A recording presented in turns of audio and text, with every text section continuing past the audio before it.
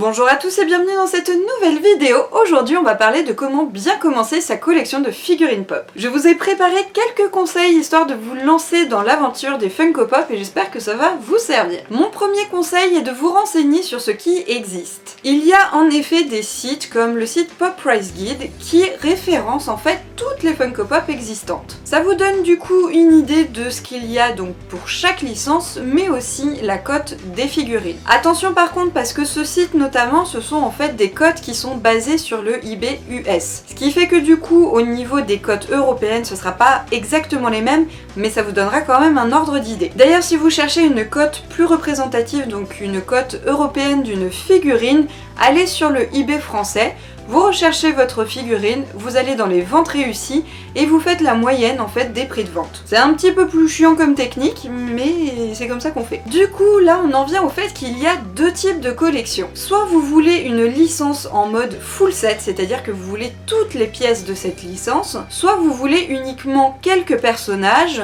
ou même des figurines éparses. Évidemment ça n'empêche pas de faire un peu des deux. Du coup si vous commencez tout juste votre collection, je vous invite vraiment à aller voir là où les licences qui vous plaisent, de vous renseigner sur ce qui existe, de voir les personnages que vous aimeriez vraiment avoir ou justement si vous avez envie d'un full set et voyez un petit peu ce qui est faisable parce que malheureusement aujourd'hui, et bien par exemple dans les Game of Thrones, les Star Wars ou même dans les Dragon Ball Z, il y a des figurines qui coûtent tellement cher que concrètement, à moins quand même d'avoir un sacré budget, vous ne pourrez jamais avoir un full set. Il y a aussi les licences, donc toujours par exemple Star Wars, où il existe tellement de pièces et donc qui ont un prix tellement élevé que concrètement vous aurez du mal en fait à avoir aussi un full set. Après évidemment si vous avez envie de vous limiter à une seule licence, du coup là vous pouvez tenter le full set même pour des pièces qui valent très très cher parce que du coup vous aurez un investissement, un seul.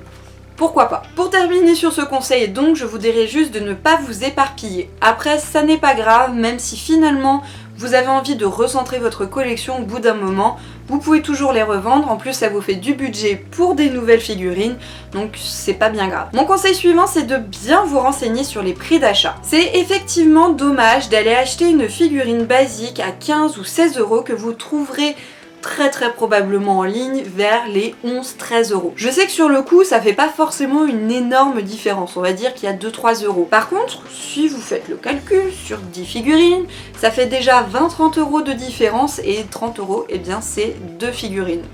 Et ouais. Pareil si vous achetez auprès d'un particulier parce que vous ne trouvez plus la figurine en boutique par exemple, vérifiez quand même le prix qu'il affiche parce qu'on ne sait jamais, puis vous ça vous coûte rien et au moins vous serez sûr de ne pas vous faire avoir. Du coup j'en viens à mon conseil suivant qui est n'achetez pas n'importe où. Il existe en effet, que ce soit en ligne ou en physique, des boutiques qui appliquent donc des prix normaux, mais il y en a aussi qui appliquent les cotes. Ce qui fait que vous pouvez trouver des Chase à 15 € dans un Micromania par exemple, et par contre si vous allez chez Pulps, vous les trouverez à 50 €. Et là ça fait un peu mal. Pareil en ligne, il y a des boutiques qui vont vous proposer les Chase à la vente directe, qui généralement vont augmenter un peu les prix, mais de ce que moi j'en ai vu, c'était pas non plus trop abusé, c'était vers les 20-25 €, donc ça peut valoir le coup. Et il y a par contre d'autres boutiques qui respectent le ratio, c'est-à-dire que par exemple pour une figurine Chase qui a un ratio de 1/6, c'est-à-dire que dans une boîte de 6 figurines, il y en aura une qui sera une Chase,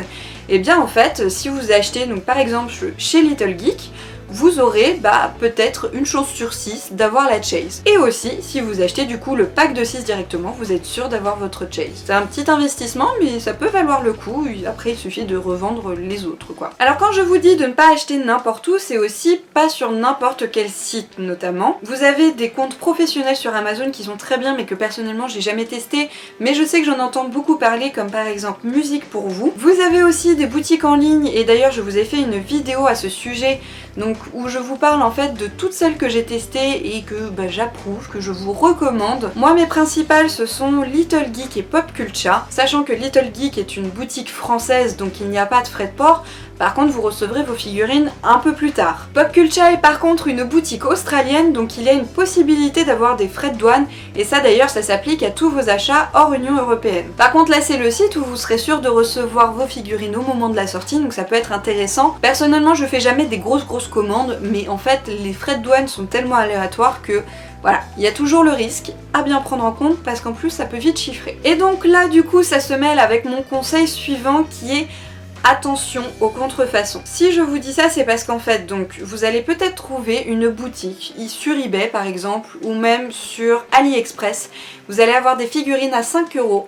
Eh bien, il y a de grandes chances que ce soit une contrefaçon. Le truc, c'est qu'en plus, quand vous allez l'acheter, ils vont vous montrer un joli visuel de la vraie figurine. Et par contre, quand vous l'aurez entre les mains, et ben là, vous le verrez. Ça va être très grossier au niveau de la peinture, des détails, la boîte aussi qui sera pas la même. Mais ça en fait vous ne le saurez que quand vous l'aurez reçu. Attention aussi parce qu'il peut y avoir des contrefaçons qui sont très bien faites. Pour en avoir déjà vu quelques photos, faut vraiment aller dans le détail pour voir la différence. Donc c'est vrai qu'aujourd'hui il existe voilà, des contrefaçons qui sont très mal faites, des contrefaçons qui sont très bien faites, mais il y en a de plus en plus, donc vraiment faites attention à ça. Conseil suivant, c'est de pourquoi pas budgéter vos achats. Je sais par expérience que quand on commence sa collection, on a envie de plein de pièces. Et alors là, ça chiffre très vite. Dites-vous qu'une pièce basique va être autour de 12 €. Donc juste imaginez-vous 10 pièces, ce qui n'est quand même pas énorme, c'est déjà 120 €. Donc je vous propose en fait de prévoir un peu à l'avance. Il faut savoir que Funko annonce à l'avance les sorties des différents sets, des différentes figurines, en vous indiquant donc le mois ou la période de l'année. Du coup avec ça, déjà vous pouvez prévoir un peu. Ensuite il y a aussi des grosses vagues de pop exclusifs qui sortent au moment des gros événements comme le Comic Con ou le Toy Fair.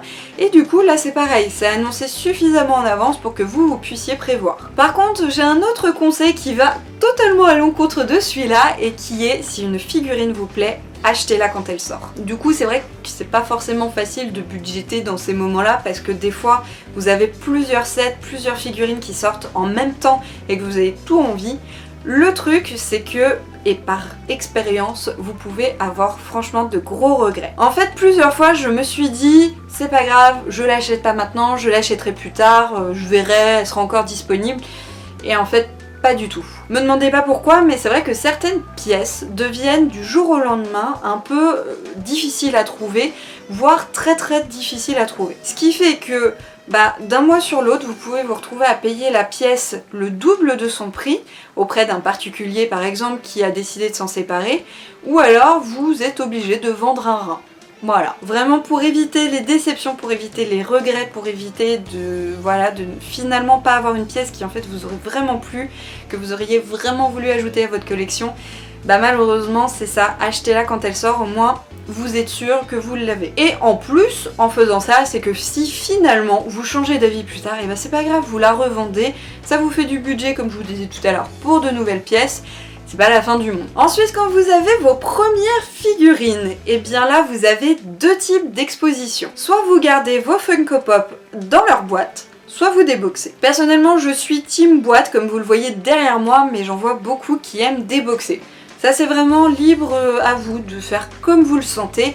Juste j'ai quelques petits conseils. Si vous gardez vos figurines en boîte, je vous recommande grandement un petit investissement supplémentaire pour des protections souples. Quand j'ai commencé ma collection, je n'en avais pas et j'empilais déjà mes figurines. Le problème c'est qu'en fait les piles étaient vraiment casse-gueule, ça penchait, c'était branlant et d'ailleurs c'est déjà tombé. Malheureusement du coup le carton en plus est assez fragile sur les figurines, donc vous pouvez éviter la catastrophe avec des protections. Ça va vraiment stabiliser en fait vos figurines parce que vous avez des boîtes qui vont être par exemple un petit peu gondolées sans qu'elles soient abîmées, hein, c'est juste que c'est un peu arrondi sur le dessus ou alors arrondi que sur un côté et puis du coup votre pile elle va pencher petit à petit, vous allez vous retrouver avec un truc comme ça qui ne tient pas du tout et que dès qu'on la bouscule, ça tombe. Pour avoir déjà testé malgré moi de bousculer en fait une pile qui a des protections, et bien en fait ça ne bouge pas. Et pourtant mon sol n'est pas droit, hein, donc mes piles ne sont pas hyper droites non plus,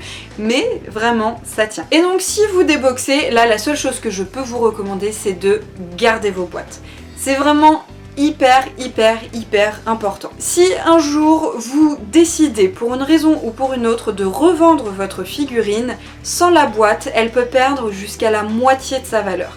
C'est quand même énorme. Pour une question aussi de valeur de la collection, et là je vous parle même pas de spéculation de revente, je vous parle juste de la valeur de votre collection, et bien le fait de ne plus avoir la boîte, et bien c'est pareil, votre collection a moins de valeur. Si vraiment vous en avez rien à faire, j'ai envie de vous dire, vous faites comme vous voulez, bien évidemment, mais vraiment je vous le recommande. Et d'ailleurs au niveau stockage, de ce que j'en ai vu, il y en a pas mal en fait qui les mettent dans des malles, comme ça elles sont à l'abri de l'humidité, de la lumière, et voilà, comme ça c'est dans un coin, généralement grenier, cave, parce que quand même ça prend un peu de place. Petit conseil, si vous souhaitez vraiment déboxer et donc exposer uniquement vos pop, vous avez des petits présentoirs en escalier qui existent, qui sont vraiment pas mal. Ça permet du coup de faire plusieurs étages de pop et ça les met vraiment bien en valeur. Voilà pour mes conseils de base pour bien commencer votre collection de figurines pop, et en plus ces conseils je pense peuvent s'appliquer à d'autres collections. Je peux vous donner l'exemple par exemple des Tsum Tsum peluches, où je m'étais jamais vraiment renseignée dessus et où en fait eh bien, je me suis rendu compte que l'étiquette qui est sur le Tsum, les deux étiquettes même, sont très importantes. Moi je virais la grosse étiquette en carton parce que je trouvais pas ça joli, et puis après l'étiquette en tissu m'en fiche un peu. Et en fait eh bien, ces deux étiquettes font partie de la valeur du Tsum Tsum. Faut le savoir. Et voilà, c'est donc terminé pour cette vidéo. N'hésitez pas à mettre un petit pouce bleu si ça vous a plu. N'hésitez pas aussi à me poser vos questions en commentaire. Et tiens, dites-moi aussi si une vidéo sur comment gérer sa collection de figurines pop vous intéresserait. Et sur ce, je vous dis à la prochaine pour une nouvelle vidéo. Salut à tous!